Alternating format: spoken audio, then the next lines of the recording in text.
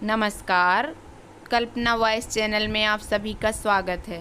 वसीयत की बलि चढ़ा भाई बहन का रिश्ता।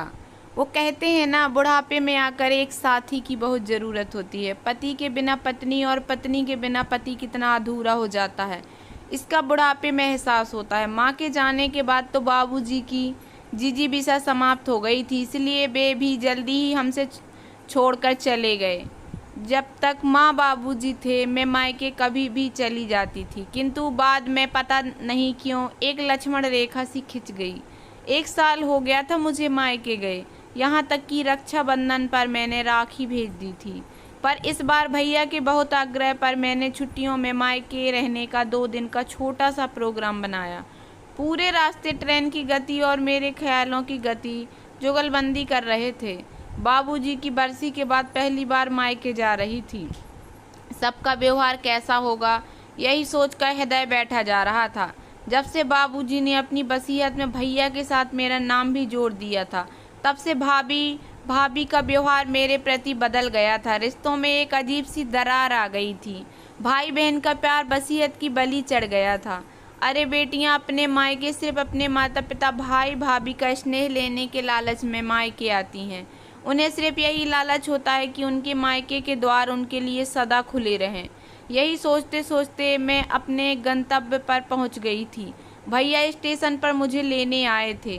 स्टेशन से घर तक सिर्फ भैया ने 2 वाक्य बोले थे, कैसी हो छोटी, रास्ते में कोई तकलीफ तो नहीं हुई। बस उसके बाद तो भैया ने जैसे मौन व्रत रख लिया था। घर पहुंचकर भाभी ने जिस तरह से दरवाज़ा खोला, उनके व्यवहार से मन में कुछ दरक सा गया। घर में चारों तरफ माँ बाबूजी की यादें बसी थीं और हर कोने में मेरा बचपन खेल रहा था। वो बचपन जिसे मैं सहेजना चाहती थी, फिर से जीना चाहती थी, जिसके लिए मैं मायके आई थी। हर बेटी की तरह मुझे भी मेरा मायका जान से ज़्यादा कीमती था। वो 2 दिन मुझे अपनों के बीच परायों जैसा लगा था। आंखें बार बार छलकने को बेचैन थीं। रात को खाने की टेबल पर मैंने कमरे में पसरे मौन को तोड़ते हुए बोला, भैया कुछ बात करनी है। बोल छोटी। वो बाबूजी की वसीयत के विषय में। देख छोटी, इस विषय में मुझे कोई बात नहीं करनी, इसके अतिरिक्त कुछ और कहना हो तो बोलो, कहकर भैया उठकर अपने कमरे में चले गए। नैना, तुम सिर्फ 2 दिन के लिए अपने मायके आई हो, आराम से रहो, भाभी कहकर टेबल से सामान उठाने लगी।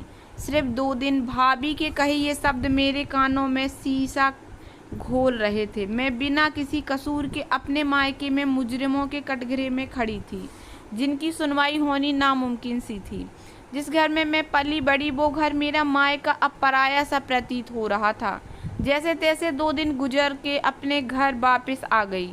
अपने घर वापस पहुंचते ही भाभी का फ़ोन आया, नैना ठीक से पहुंच गई तुम? रास्ते में कोई परेशानी तो नहीं हुई? वे थोड़ा हिचक कर बोली, हाँ भाभी पहुंच गई। मैंने रूंधी आवाज़ में बोला, नैना ने लिफाफा तुम टेबल पर छोड़ गई थी। वे फिर हिचकते हुए बोली, भाभी छोड़ नहीं गई थी, रख कर गई थी आप लोगों के लिए। नैना तुमने ये क्यों किया? भाभी मैंने तो सिर्फ अपना फ़र्ज निभाया है। यही बात तो मैं आप दोनों से करना चाहती थी, पर ये तो आपकी ही अमानत थी, वापस तो मुझे देनी ही थी। बाबूजी ने अपनी प्रॉपर्टी में मुझे हिस्सा दिया, ये उनका फ़र्ज था, और उस हिस्से को जिसका हक था मैंने उसे वापस करके अपना फ़र्ज निभाया। भाभी मुझे आपकी प्रॉपर्टी नहीं, आप लोगों का प्यार चाहिए, साथ चाहिए, और वो अपनापन चाहिए जिसके लिए बेटियां अपने मायके आती हैं। मायका एक बेटी के लिए उसका अस्तित्व होता है। उससे दूर होने की जो पीड़ा होती है वह बहुत असहनीय होती है। मेरा मायका वसीयत की बलि चढ़ रहा था। भाभी ऐसी प्रॉपर्टी का मैं क्या करूंगी? भाभी जो मैं मेरे मायके से दूर कर दे, मेरे भाई को मुझसे दूर कर दे, मेरे लिए वो बोझ है। मैं पहले से ही आपको देना चाहती थी, किंतु मायके के रास्ते जाने पर कदम थम जाते थे। भाभी मुझे कभी भी प्रॉपर्टी का लालच नहीं रहा, मुझे तो सिर्फ मेरे मायके का लालच था। मुझे तो सिर्फ मेरा मायका चाहिए, कहकर मेरी आवाज़ मेरे गले में अटक गई। छोटी तू कब इतनी बड़ी हो गई, पता ही नहीं चला। तेरी बातों ने तो मुझे बौना कर दिया। हम तो स्वार्थ और गलत फहमी की आग में अपने रिश्ते स्वाहा कर रहे थे। मुझे माफ़ कर दे छोटी, तेरा मायका तेरा भाई और तेरा ही रहेगा। दूसरी तरफ से भैया की आवाज़ सुनकर अब तक आंखों में रुके आंसू अविरल बहने लगे। तो दोस्तों कैसी लगी आप लोगों को मेरी ये छोटी सी कहानी। अगर आप लोगों को ये कहानी पसंद आई हो तो प्लीज़ मेरे वीडियो को लाइक कर देना। चैनल पर नए आए हो तो प्लीज़ सब्सक्राइब कर लेना और ज़्यादा से ज़्यादा शेयर करना। धन्यवाद।